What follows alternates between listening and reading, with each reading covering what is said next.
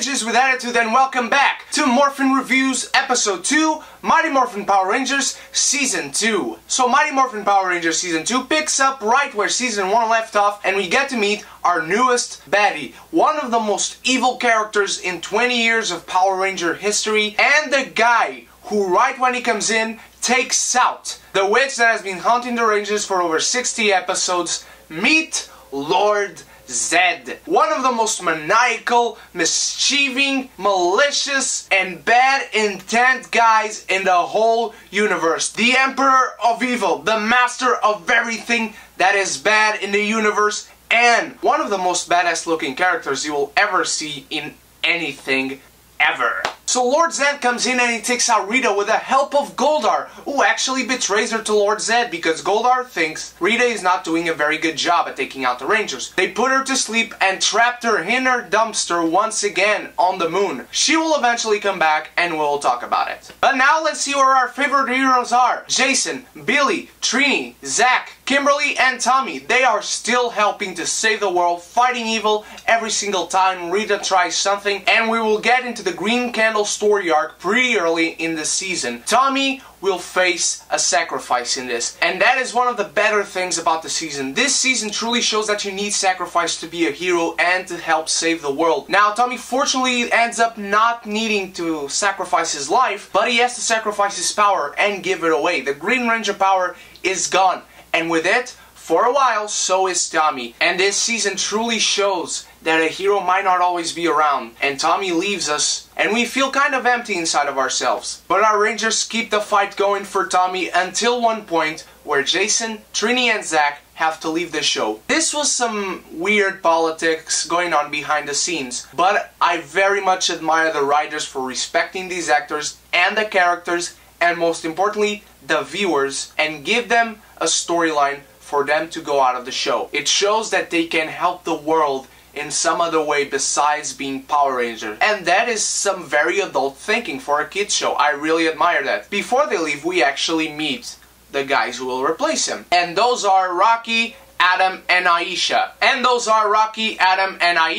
The red, black, and yellow Rangers respectively. Jason, Trini, and Zach transmit their powers to Rocky, Adam, and Aisha, and they go off into their own adventures. And now this team has a new dynamic. I really enjoy these characters. They bring new energy to the team, and they are different from the ones they replaced. We wouldn't want the same character represented in another person because it would just seem like a ripoff. So I enjoy the new dynamic they brought to the team, the new energy, fresh faces, a new type of personality being added to our group of heroes. And to this day, Adam is one of my favorite Rangers of all time. He's going to stick around for a while, and we will definitely see his evolution. Now comes one of the most important episodes in Power Rangers history, my friends, and that is White Light, parts 1 and 2. And here we see the return of Tommy as a Power Ranger, and he becomes the White Ranger. The new leader of the team is unveiled with new powers and a new Zord, which we'll talk about in a moment, and Tommy embraces the team. We have a sweet moment between him and Kimberly, of course, and now the Rangers are stronger than ever because Tommy actually knew Rocky, Adam, and Aisha before they were even Rangers and before they came to Angel Grove. So again, with Tommy coming back and having known these characters before, we get again even newer dynamics and energies in the team. Now let's talk about the Zords.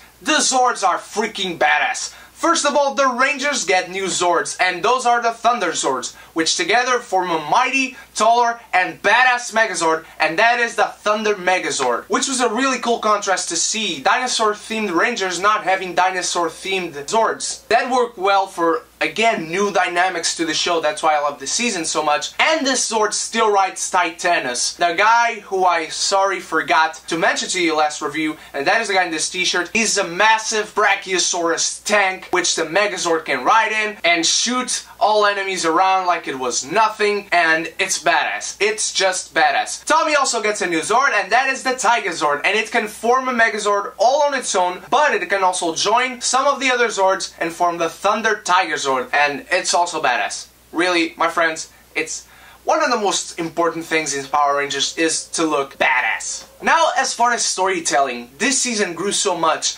Darker themes are explored, they are more well developed, our characters have new dynamics, and their story arcs are important because in this season we get many 2 to 3 part episodes, and it deepens the story of our Rangers. It gives better character development, the stories seem more important, and overarch an entire season of 52 episodes, and there are many plot lines explored, concluded, and initiating in those 3 to 2 part episodes. You have the Green Candle, you have White Light, you have Mutiny to start the season off. And those are just some of them. There are many others which I don't want to tell you. I want you to watch it and be admired by it. But again, what the season lacks, it's a finale. Against the second season of Mighty Morphin Power Rangers ends in kind of a rut. It ends on a random episode which could come at any point. Even the single episodes in the season are better than the ones that we had in season 1. But for a finale, it ends in an episode where, if I remember correctly, Billy is hypnotized and he tries to act like a mischievous, tricky guy. And it really worked well for his development along with Kimberly, but for a finale it didn't work. It didn't leave you sad that the season had ended and that you wanted to wait for another third season. It was a cool episode and that was that. And yes, I know I have the DVDs, I can watch it whenever I want, but for the time, why couldn't they still have a finale for Power Rangers? That was really weird. Rita, when she comes back, she puts Lord Zedd in an hypnosis or some kind of sleep, and she marries him so he can share power with her, power over everything that's evil and all in the universe. And that was kind of a wasted storyline, because Lord Zedd acts like a badass, and then Rita comes back and is this silly guy just like she was in the first season. And yes, I know this was parents complaining over the violence and the scariness of Lord Zedd, but still, the writers and Saban should have never caved in to the parents and just threw their show, because they had a great character and a great villain in Lord Zedd. My friends, of course, like everything, Season 2 of Mighty Morphin Power Rangers still has its flaws, but it's such a better season than the first one. Our characters become so much better and the storylines are so much deeper and more important, and that is why I will give Mighty Morphin Power Rangers Season 2 an Amazeballs rating. Thank you so much for watching, guys. I hope you enjoyed this review. Let me know what you thought of Mighty Morphin Power Rangers Season 2 and what you want to see in Mighty Morphin Power Rangers Season 3 review coming in a few weeks. Also, go check the website down below, The Modern Gaff. I teamed up with these guys to give you the best content all around. Marvel, Star Wars, Power Rangers, Digimon, everything you could want is in that website, so go check it out. There's a link for it in the description below. Also, give a like to this video and subscribe if you haven't, because we are 9 subscribers away from 100. Hashtag it in the comments below. Road to 100. On Saturday I will be seeing The Jungle Book, and I will most assuredly bring you my review as fast as I can, and I'll see you in the next review. Cheers.